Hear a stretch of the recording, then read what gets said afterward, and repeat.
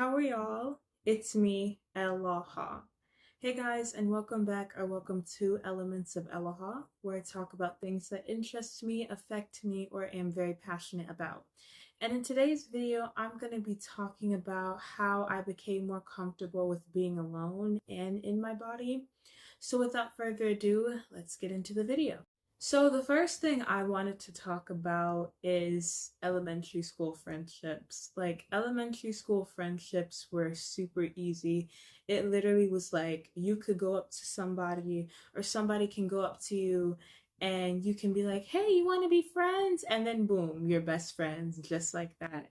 And even when it came to your friends having other friends, like sometimes initially like you will get jealous like, "Hey, how come this person is spending all this time with this person, but not me?" And then eventually you'll be friends with that same person that your friend is friends with.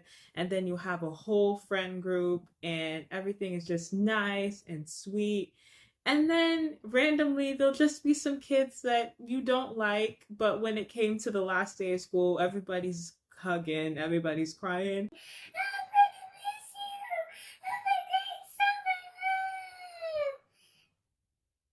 That's how it was like in elementary school.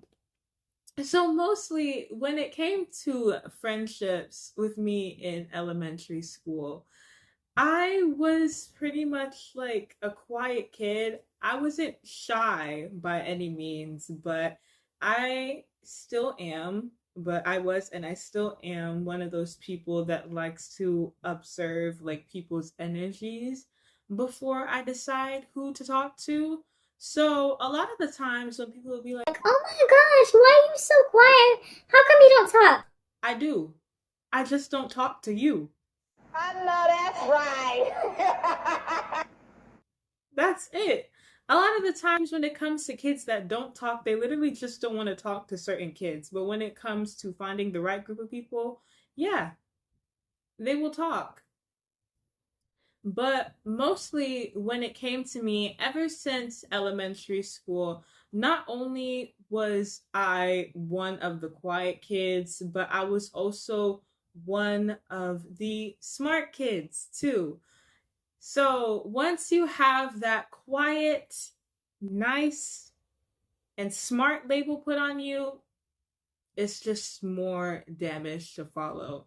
You have people that talk to you just because they think you're smart and you know everything when literally all I do is just I review the work, I apply it, and I do well. Like it's not rocket science. So you'll have people that see all of you, not just the smart scholar side of you, and people that literally will just come to you for answers or when you have food for food as well. So even though a lot of the friendships I made in elementary school and a lot of the friend groups that I was in, even though we were strong in elementary school and we were crying the last day of fifth grade, being like, "I'm gonna miss you, let's continue to be friends." That sixth grade shift was violent. It was very violent.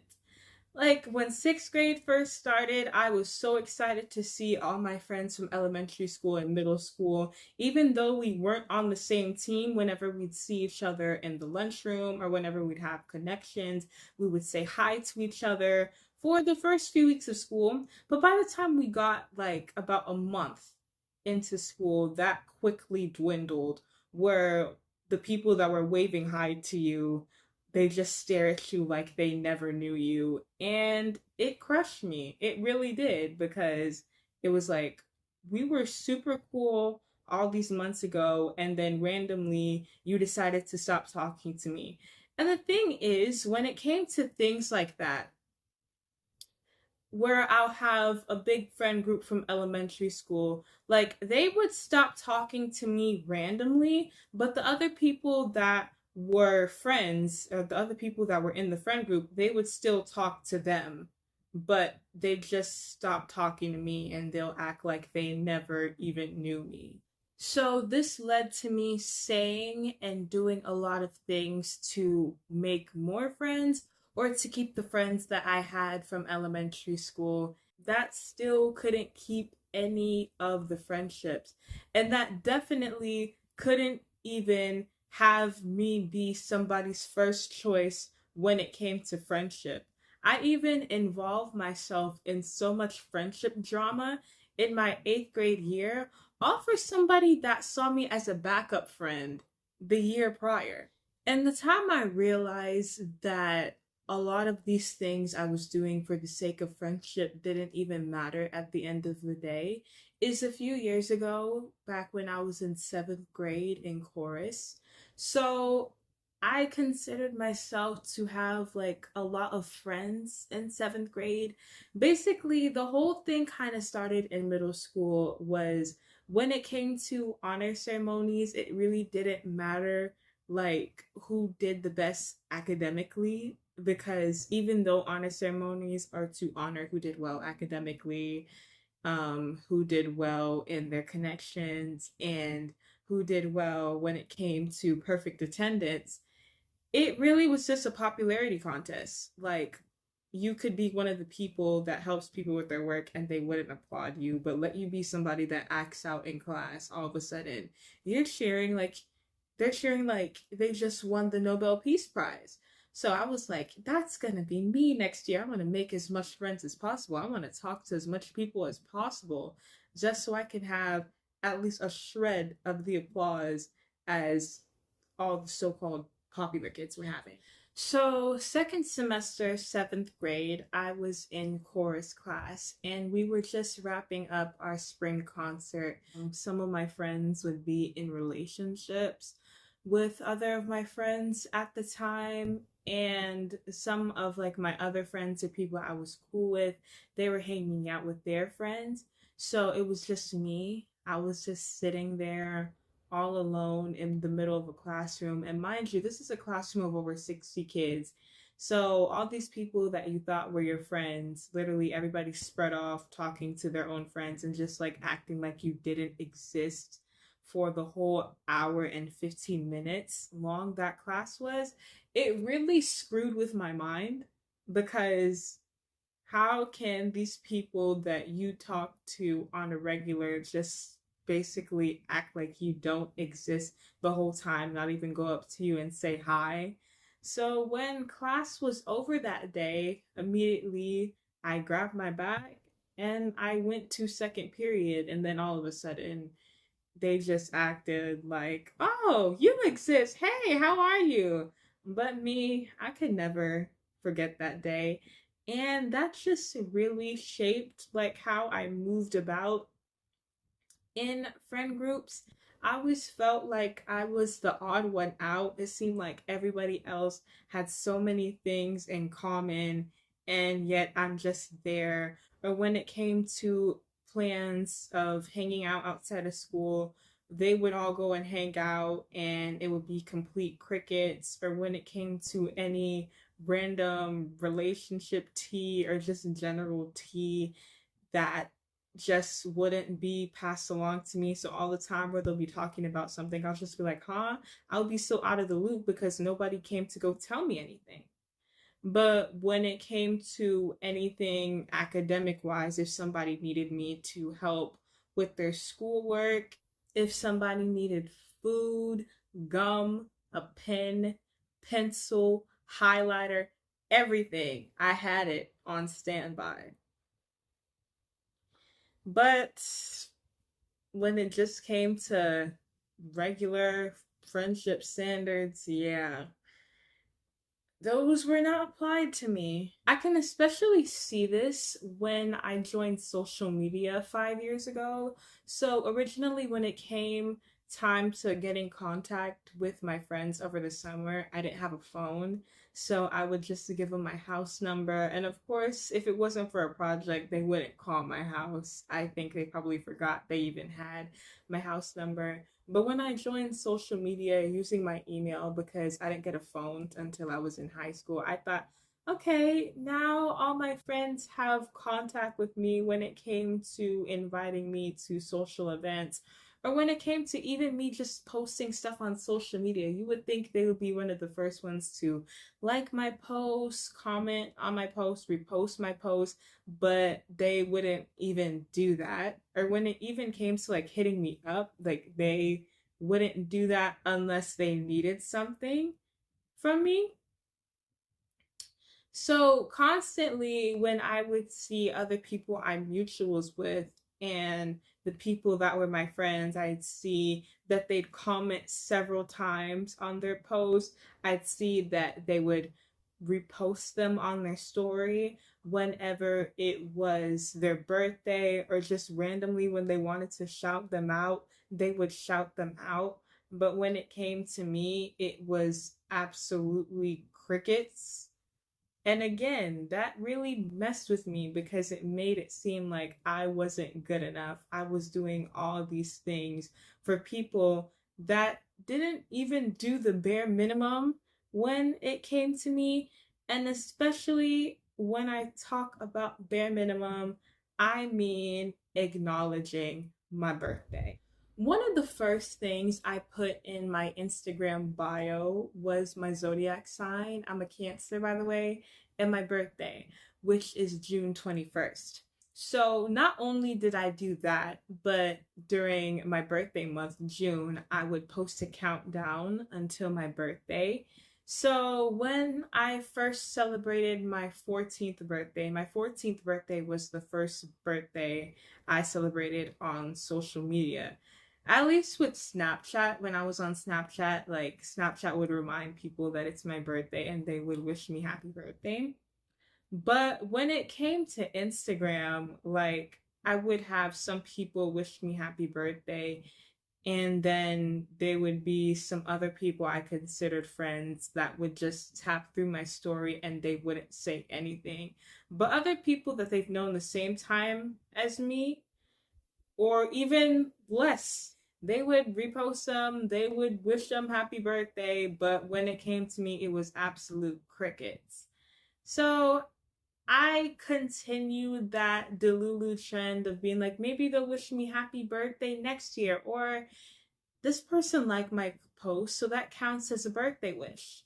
So I continued this onto my 15th birthday, where I noticed that I thought, okay, maybe people might have learned from last year. Maybe the people that didn't wish me happy birthday at 14 would wish me happy birthday at 15. And nope, that was not the case at all. And it'll be the people that don't even wish you happy birthday will be the first people to tap through your story. So again, I would go through that same old self-conscious thing of how come I'm not good enough for somebody to just acknowledge that it's my birthday. And the thing is, when it comes to birthdays, I am not expecting a whole paragraph long text. I am not expecting somebody to plan me a surprise party. I am not expecting somebody to give me a birthday gift, give me a birthday dinner. All I want is just a nice old 2-word text. Like, you can call me, you can text me, you can comment on my post, you can reply to my story. And then 2 years ago, when Instagram introduced liking stories, instead of just doing any one of those things I just mentioned, they would just like my story and go about their business. How is it so hard to just say 2 words? It is absolutely ridiculous. Because you mean to tell me, right? Only 1 out of 365 or 366 days is about you, right? You do the math, that is 0.0027. You have to multiply that by 1,000 in order to get 2.7%. 2.7% of the year is about you, and the people that consider themselves your friends can't even acknowledge that. Some of y'all need to stop tolerating the bad birthday friends. Birthdays are a big deal. I don't care what anybody says. Your birthday is a big deal. If you're someone who's constantly showing up for your friends on their birthdays, but they are nowhere to be found when it's your birthday, you need to reconsider that friendship. Now, don't get me wrong, okay? Life happens, and there are good enough reasons why somebody may not be able to make your birthday. Keyword good reasons. If your friends are just choosing to not show up and they don't have a good reason as to why, they are not good friends to you. And I know some people are gonna say, oh, it's not that big of a deal, but it is. There's only one day out of the entire year that is supposed to be about you. And if your friends cannot show up and support you on that day, are they really your friends? You're not guaranteed to live another year. Every year that you get to celebrate a birthday is a big deal. And anyone who thinks your birthday is not a big deal just doesn't like you. The last thing I'm gonna say is these same people that just purposely miss your birthday are gonna be the same people that miss your baby showers, miss your wedding, and miss any other important milestone that you're gonna have in your life. Just think about that. So, of course, when you're constantly giving people advice, of course, when you're constantly helping people with their work, of course, when you're gifting people this stuff, of course, when you're always giving, and finally it comes time for something that's about you, the least you can do is acknowledge someone's special day. Like, it's literally the very bare minimum, but people act like you're asking them to go climb Mount Everest. Like, it's crazy to me. Like, it's crazy and weird. If you check my post, if you see my countdown, and you still choose not to say anything, you're weird. You are. And the thing is, nobody has more audacity than people that didn't wish you happy birthday. Like, this is your one chance to acknowledge, like, the day I came onto this earth, and you still want me to do something for you? And that's honestly really the cancer in me, because once you don't acknowledge me, like, on my special day, like, once you don't show up for me, like, you're dead to me, bro. Like, why are you talking to me? Like, what happened to shame? What happened to sense? They just got thrown out the window, apparently. And they literally act like they didn't do anything. Like, they will literally not acknowledge your birthday and be like, hey, can you help me with this? No. You're not ashamed of yourself. Are you not embarrassed? This is really embarrassing. I will leave you undelivered until kingdom come. Don't try me. It really came to the point where I used to have a bit of birthday anxiety, not because of what I would do on my birthday, but because of who or who not is going to wish me happy birthday. People that I'm not even really that close with will wish me happy birthday, but it will be the people that are closest to you that you'd expect them to wish you happy birthday, they just never do. And again, it just screws with you, honestly. Like, you do all these things for these people, and like the one time they're supposed to show up for you, the literal bare minimum of acknowledging a birthday, they can't even do that. And like, you guys expect everything to be super cool. It's not. Then I eventually got to this point where I would take a little bit to respond to my IG messages, because most of the time when people texted me, it's when they needed something. So this really motivated me to graduate early, because I know most of the time people text me, it's when they need something. And that was finally like the first step in me putting myself first. And just as I expected, when it came to planning my graduation party, I sent a lot of people invitations and they would leave me on scene, or they just wouldn't come. So if it's really two things where people show their bum bum, their nyash, birthdays and graduations.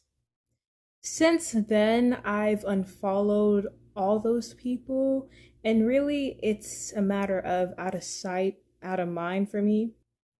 Because I know myself, if I was going to continue following those people that didn't wish me happy birthday, I get pissed every time I open Instagram. Y'all call it petty, I call it having standards. Other people can make you happy, but they shouldn't be your main source of happiness.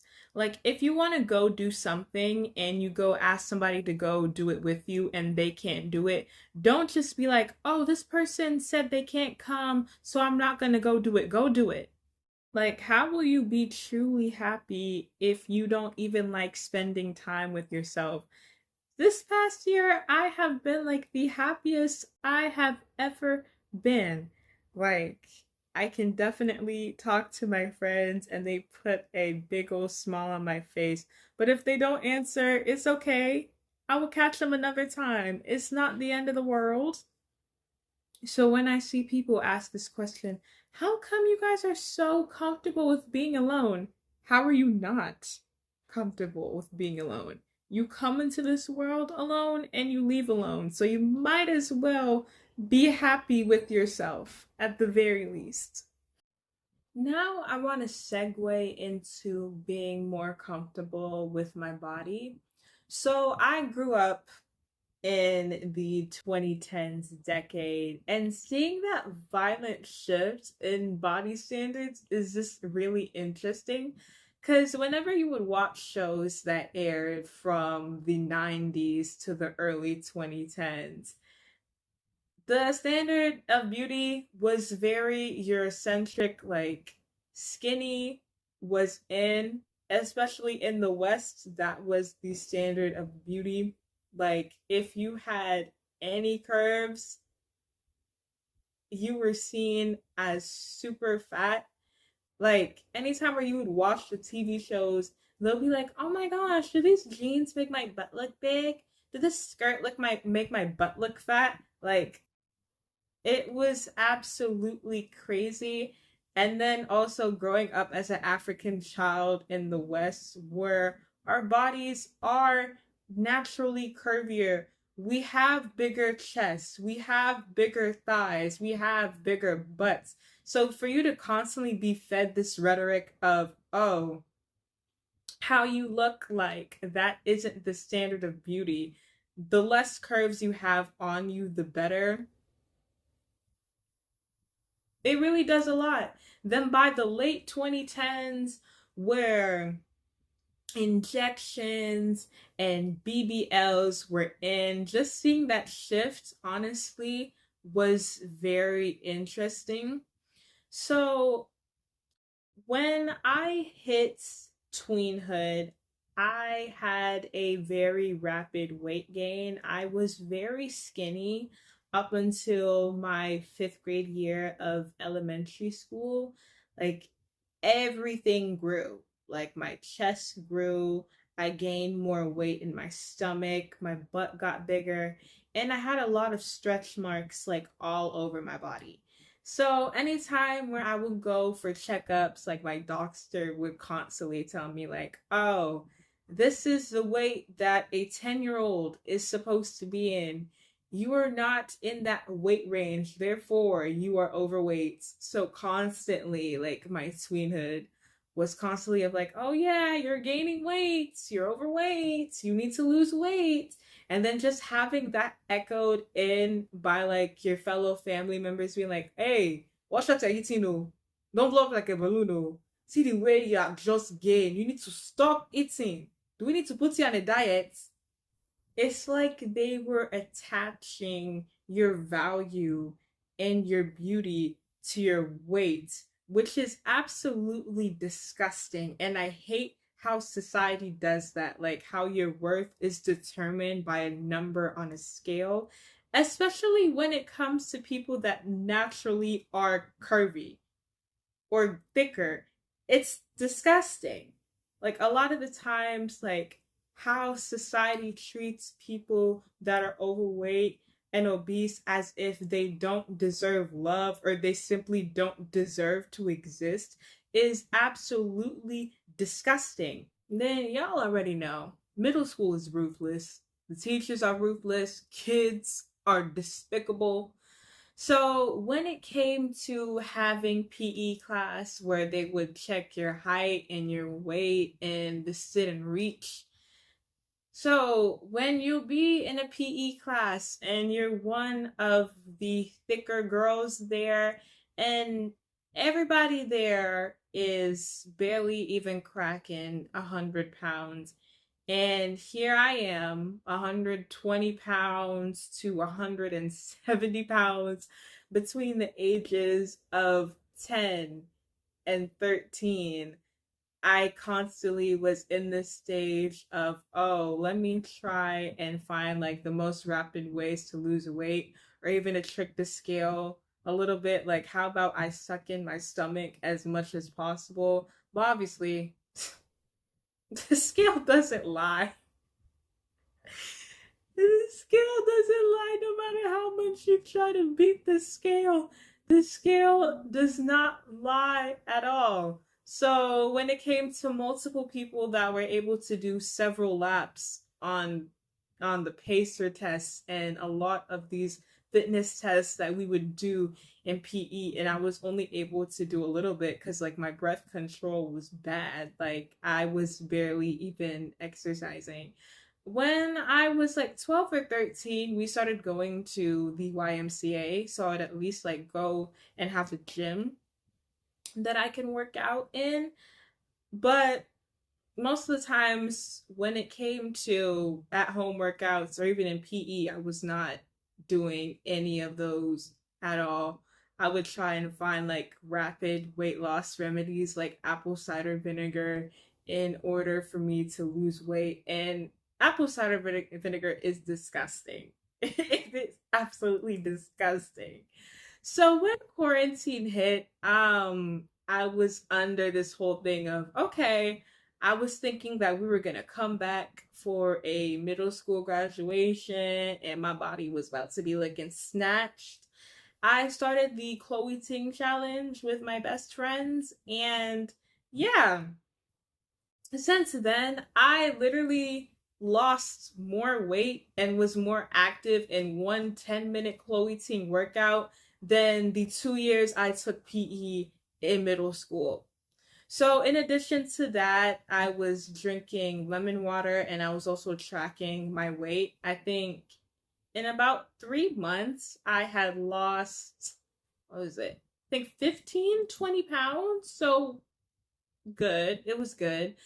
Then I got sucked into this whole thing about using waist trainers that was going to like activate my core more, but it just didn't.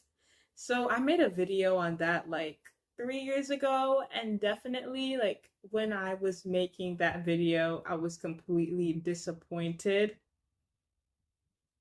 Like it seemed like all that progress I made was for nothing. But then again, that was just putting more of my beauty and how I saw myself in a number on the scale, and that just wasn't helping me at all. When a lot of the times it used to be when people see you, the first thing they see is your weight, and then going to lose weight, all of a sudden people see you as like an actual person, and then all of a sudden they're like, oh, you're so pretty, you're super pretty, like I wasn't before. Like, or even a lot of the times when people that clearly aren't mid-size or plus size, they'll be bloated a little bit after eating a meal, and they'll be like, oh my gosh, I'm so fat. And then you have people be like, oh, you're not fat, you're beautiful. Huh? All people of all sizes, all identities deserve the right to exist, and they deserve to be treated the same way. So really, since I made that waist trainer video, I've just been on this journey of not really working out to lose weight per se, but mostly for my breath control, because no matter how much I was working out in high school, like I had to take 4 flights of stairs to get to class, and it's always that last flight of stairs that will humble you. So I just work out honestly to have better breath control and just to feel good about myself. Like I do lots of cardio, hit, and dance workouts, and I just feel super happy and energetic every time I do them. And so a lot of the times, anytime where I'll hear people say something about people that have my body type or are bigger than me, I would literally just tune them out, because who are you? Like a lot of the times when people will comment on other people's body, they'll be like, oh, do you know you're big? I think they do. They live in that body. Like, way to state the obvious. But then, especially once I finally did that internal work, when I hit that second wave of puberty, when I started college last year, when I was in like the 170s and the 180s, and BMI was constantly telling me that I'm overweight. Um, it was my chest was a bit smaller, but my stomach was bigger. But since then, like I have gained weight. My stomach has gotten smaller, but my chest and my butt and my thighs have gotten bigger. How can you expect to lust after somebody with bigger curves and not expect them to have the weight to match with it? Like, huh? That makes no sense. Like they'll be like, "Oh my goodness, yeah, I want someone with a fat bum bum, big thighs, big yash. I want a thick queen." And then when you see someone's weight on the scale, it's 190, 200, 210. And that's really when I knew BMI was trash. Because it doesn't matter how like flat your stomach is. Like, due to me having a curvier body, yes, I may not look it, but you may be like I may be like 190 something, and that's completely fine. Like, my weight is not something that can be used against me. They'll be like, "Oh, you know, BMI says, oh, you're overweight." The human body is not a math equation. Okay? The human body is not a math equation. Mostly, in summary, just check out this clip from Grey's Anatomy. It says it all. I made a snap judgment based on her history and BMI. Oh, stop looking at the BMI. Excuse me? It's stupid. The body mass index is a fancy title and formula that was developed like 200 years ago by a mathematician. It doesn't account for differences in the density of bones or muscle tones or fat. It looks at numbers, not distribution. So stop looking at it and examine the patient. Anyways, y'all, that is the end of the video. If you enjoyed the video, give it a like and subscribe, and check out my last video right here. Anyways, y'all, I'll see you guys next time. Bye.